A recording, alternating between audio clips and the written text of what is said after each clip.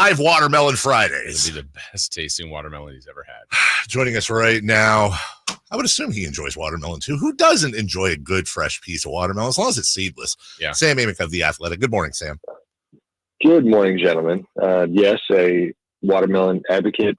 We're getting to that time of year. The weather's getting nicer. So, yeah, I'm worried about Chris. I didn't know about this, and now suddenly I'm a massive Kings fan. Yeah. We need this streak to end, buddy. Also, why do they still have seeded watermelon?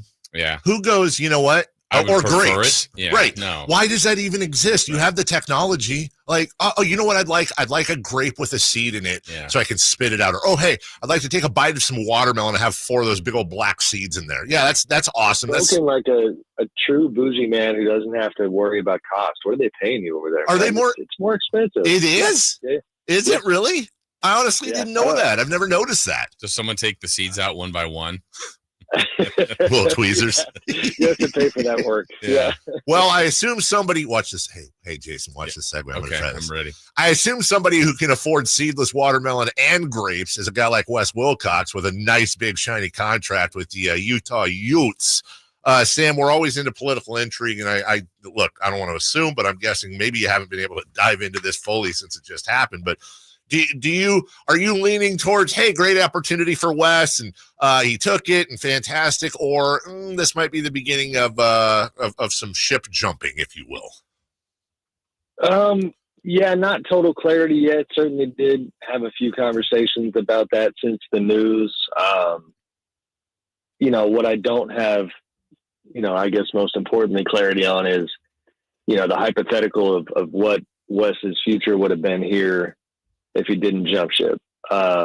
Meaning, there was a sense around the league that he would potentially, be the head of the front office next year, and that Monty would be on the way out. I don't know that that's necessarily the case. Monty's situation, that's a Vivek thing. You kind of can't get to these answers unless you know exactly what Vivek is thinking. But I can tell you that, at the game the other night, in terms of around the team and the people's reactions to the West news, that yes, there were similar references to, the ship taking on water and folks deciding to head elsewhere. I'm curious to go back to the first part. You said you think those around the league thought that could be a flip-flop, not a flip-flop, maybe Monty out and Wes in over time or as soon as this summer, or is that what you were suggesting? Yeah, there was certainly an idea that would be the case. Now, to be fair, and I've certainly checked on the Monty side, like there's zero indication that he's, trying to head elsewhere, and he still has time remaining on his contract. So that is, but it's been obviously a tough year and a messy year, and it's not ending in the way that they had wanted. So, more often than not, that leads to some kind of change. Are you getting the same feeling I do, just, licking your finger and putting it in the wind, that this certainly seems, based on franchise history, like we're kind of on the precipice of a front office / coaching turnover? Sorry, I was a smart aleck. I said big words. Were you switching to something there? I think it did it involuntarily. So apologies. Go ahead. I'm saying if you're just sticking your finger in the air and testing the winds, I feel like we're very close to the time that this franchise would normally do a regime change. Yes, and I within that would note that everything old might be new again. Vlade Divac has been around a lot more lately, and that's another talking point in league circles. Wait, what? Hold on. Wait. I mean, we've seen him, but what's the talking point, Jason? Or actually, Jason, I'm looking at Jason. What's the talking point, Sam?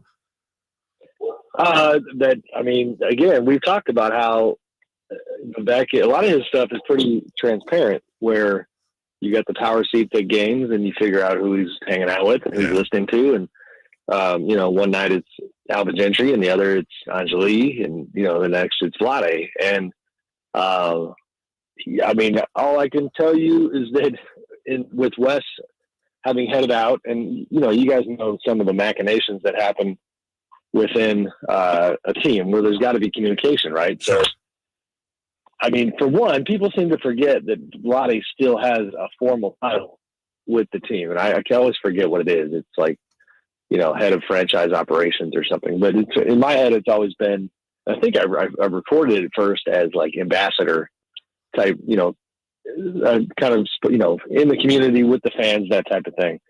But like, now that there is a communication void happening, like, yes, I think Vlade has been a little more involved. Well, that's cool. I like Vlade. Hey, he's great. Hey, I mean, you ask me for little tidbits on the show. I'm just trying to be a good guest. Well, Dave, you okay over there? Okay, at risk of making this even worse. I didn't say, but for the record, I didn't say anything other than he's been more involved. So no, I got you. Aggregated the hell out of me here. Well, since I'm here for the aggregation as long as it's you. I'm going to ask it. You wrote about it. Are fans being massive conspiracy theorists if they were to try to connect the following dots? Hey, there's now an assistant GM job open. Anyone around that's interested in getting into front offices? Anyone that might happen to, have any relationships with the owner? Should that be on anyone's radar, Sam? Like legitimately that we might see that? I mean, all I can speak to there is that, leading into the time when we wrote our story, which has now been 2 weeks or 3 weeks, whatever it is, that like, yes, there was chatter, but it's, there's a big leap from chatter to reality. There's also a media component, and this was not, again, to be clear, a part of our story at all, but there, pro sports in general, there's always this kind of informal thing of like when certain ideas get presented to the public, if the team sees a chance to go, oh, well, now we can take a pulse and see what people think, then sometimes that impacts the choices that get made. So I have, zero updated intel or insight on that question since the story. Okay. But yes, heading into the story, that was absolutely something that the people talked about. Talking with Sam Amick from The Athletic. Of course, Sam brought to you each and every week by our friends at Jiffy Lube. Just kind of one more offshoot that's still kind of connected to this and back to Wes. And even Sam, I guess if we go back to Woj, I mean, he left a great job to become a general manager at his school at St. Bonaventure. Now we're seeing Wes do the same thing. Do you anticipate this being more common, more of a thing going forward? Because this is all new waters for college sports and these GM jobs. I mean, the conclusion I'm coming to is if only I had a W in my name, I'd have a pot of gold waiting for me. Swam? At the other end of it. Yeah. Swam? Wamick? Okay, go ahead. Yeah, it's a trend. I mean, even in town, right? Like, I mean, it's the NIL development, the Mike Bibby hiring at Sac State. I don't think that happens if the college climate is what it was 10 years ago. Similarly, these GM roles, the ability, Wes is a very good relationship guy. He has a lot of contacts, been in the NBA for a long time. And, I mean, even as a little anecdote that might illuminate that question, it was always so interesting during the entire De'Aaron Fox saga that, and as contentious as it kind of was between the Kings and Fox's camp as they figured out what they were doing, Wes's history was well beyond the Kings, right? A lot of years in Cleveland, Atlanta, and all the way down the line. And he had a lot of history with Rich Paul, obviously Fox's agent, and now Doug Christie's agent. And it always kind of was a reminder to me that, like, and this is always the case everywhere, like your history within the one organization is not the extent of it. I guess the point for Utah's purposes is that he's got a pretty deep Rolodex, and I'm sure, painted a picture for them of having an ability to get support, to try to get talent, and to be able to be a connector in the agent world and, the youth, the amateur world in the kind of way that would help their program. So yeah, it does certainly seem to be a trend. Do you, we were just talking before you came on, Sam, and I was saying, if I had the team tomorrow, if I was under control of it, I would go GM to GM, from Sam Presti to RC Buford on down, and offer them an insane amount of money, and then just get the hell out of the way. Is your pulse on how the team works here? You mentioned earlier about public, the public, the pulse, and that they have been, there is a history there of taking the pulse and then reacting accordingly. But do you think that goes far enough to where if there was enough noise that it might divest ownership from being so hands-on with personnel moves? Or do you think that's here to stay? No pun intended. I think it might come and go, because I don't know if you guys agree or not, but it did go away in the early days of Monty and Wes. Yes. And I've told this story on the show before. When Alvin Gentry was the pick, the front office's pick to be the replacement for Luke Walton, you had some, you might call it meddling, where, the other organizational powers were pushing Doug, and the front office didn't want Doug. They wanted Alvin. And so Doug was kind of used as leverage a bit against Alvin in that instance, because he was pushing for a better deal. But, that was a case of the front office getting what it wanted. The front office, they made the decision to trade Tyrese Halliburton for Domas. That was just the basketball people doing basketball things. So it was that way for a while. And, unfortunately, it seems like, there's this inevitability where over time somebody gets kind of that seat next to Vivek and has a few different thoughts and ideas, and then the process eventually gets undercut. So I could see it swinging back the other way, but, I think it's always going to be an up and down thing. Sam, we know when they made the trade of De'Aaron, it seemed like the thought was to stay in the race, stay competitive, stay with a chance to be a playoff team. And I guess by definition, they still have that. But how much of the rest of this season, whether that is play in to playoff or play in and out, or even out completely, I guess are the options here. But I got to believe, and how much do you believe that that's really the result everybody's waiting on to see what they will do next? Because, that's a pretty broad range of things that could happen. And if it's on the really bad end, kind of what Dave said earlier, it could be cleaning out of everything, don't you think? Yeah, I do. And I think certainly there's some folks who would love to see Doug get the job full time, but it's a little bit like a different version of the other topics we talked about. Like, how are the fans going to feel about that? Like, if the optics and the mood and the vibe was pretty negative at the end of the year, and then you say, to the fans, Doug's here to stay, then, and it's not even a leading question. Kind of an open question. How are they supposed to feel about that? Because now the organization that you rock with is seemingly, almost ignoring outcome because of, different relationships and politics, if you will.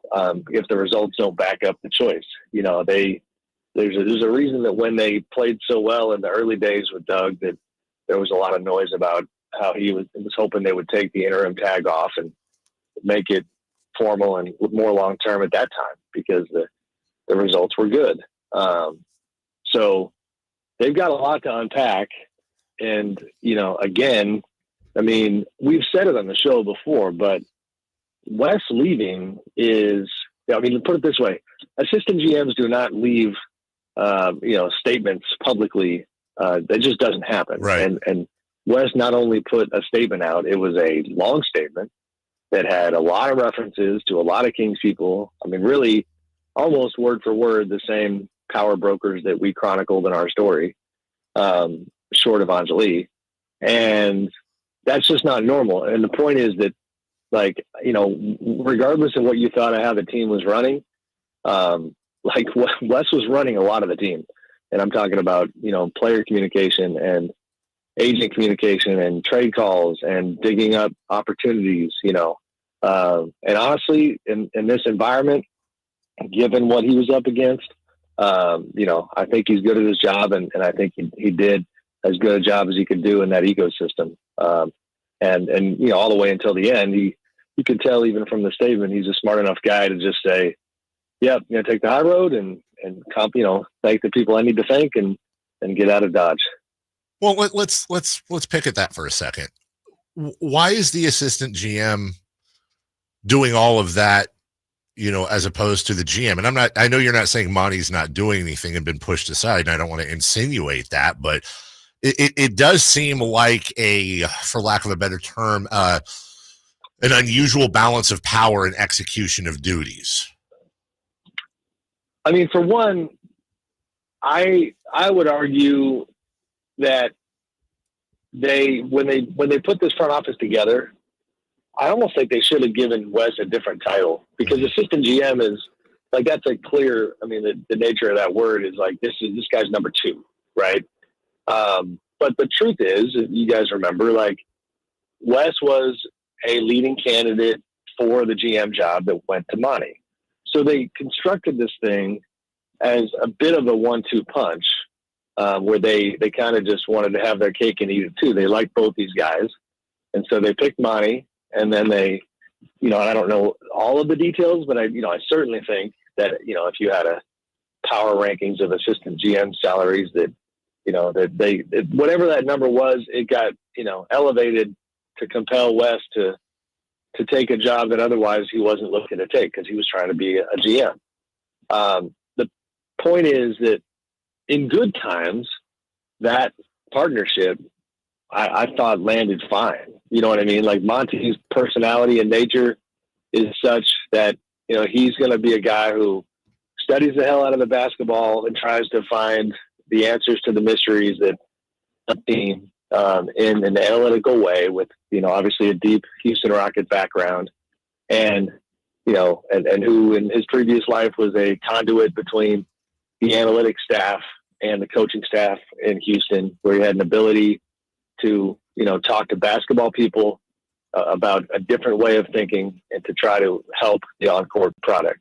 Where he wasn't strong, and, I don't know how much better it's gotten, but it's just the agent world, the schmoozing world, the who do you know world that matters a great deal. So, again, the point is, it's like anything else. When things are good, it was fine. And now I get it. The optics are a little wonky.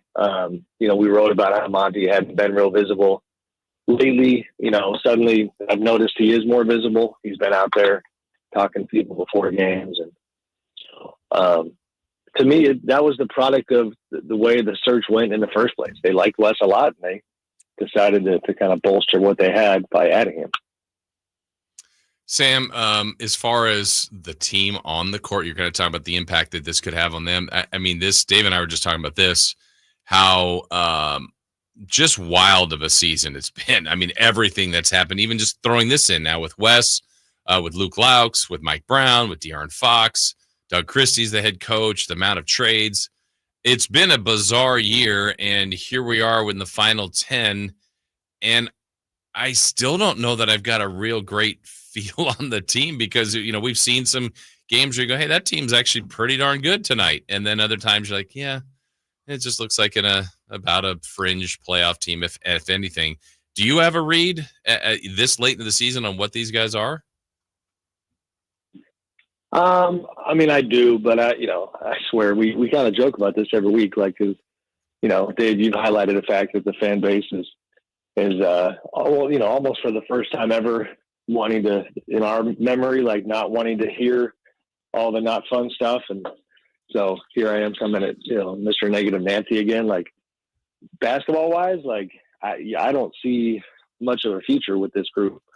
I see a need.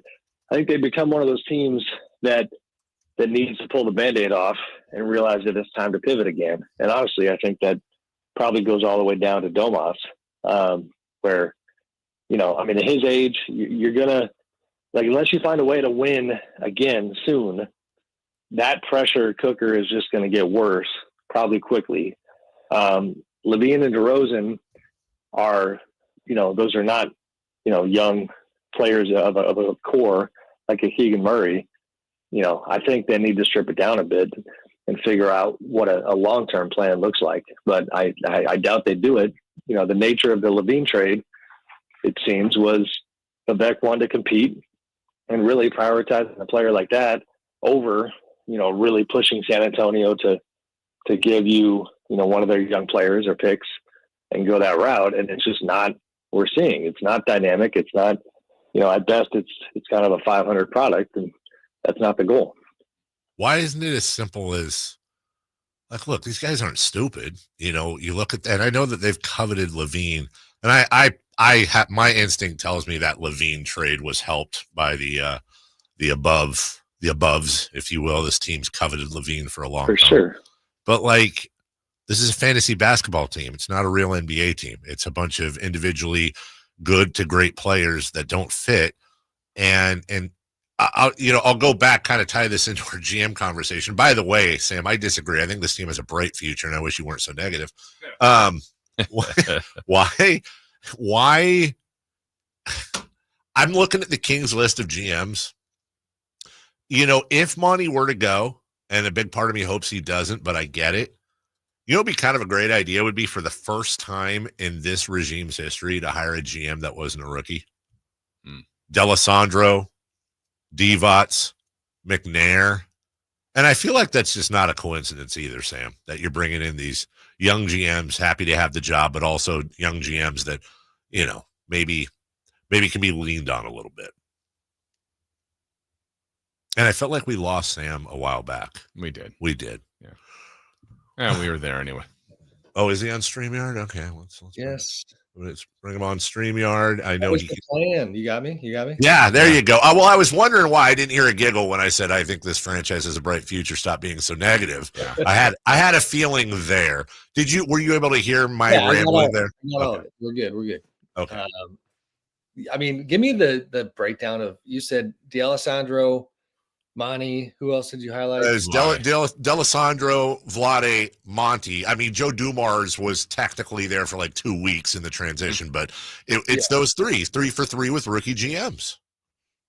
Yeah, no, that's fair. You remember years ago when R.C. Buford was rumored to be, the longtime Spurs executive that played a huge part in their championship runs, that was the type of person that Vivek was going for. And obviously it's not easy to get a guy like that. Can I stop you? Sam, I'll let you finish, but you just jumped onto something I was talking about earlier. And I want to ask you, because as usual, I'm probably full of garbage. Are you telling me that if Vivek Ranadive started at Sam Presti, moved on to R.C. Buford, we were just looking, it says, I don't know if this is accurate, it says Sam Presti makes $4.5 million a year, which weirdly seems low.